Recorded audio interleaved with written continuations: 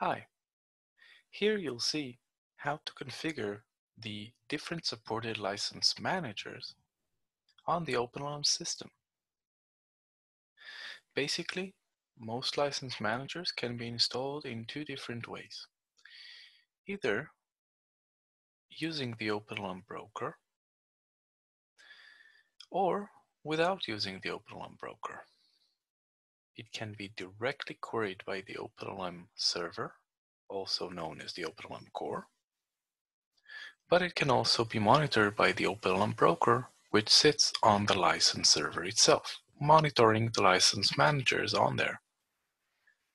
Now, installing the broker gives you a lot of benefits, such as denials monitoring.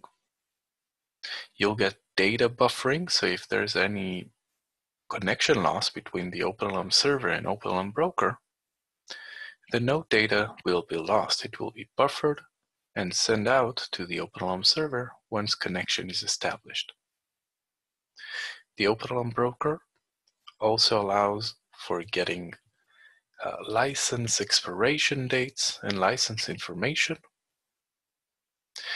The OpenLM broker also allows for interaction with the license managers themselves, like starting, stopping, and so on. And also interacting with the options files. So it comes highly recommended. But if you have any issues with installing the OpenLM broker on the license server, then you can connect directly. But you'll lose out on a lot of benefits. Now, some license managers can only be accessed directly, cannot be accessed by the broker. So follow the instructions below, and you'll know exactly what to do with each license manager. Thanks. Bye.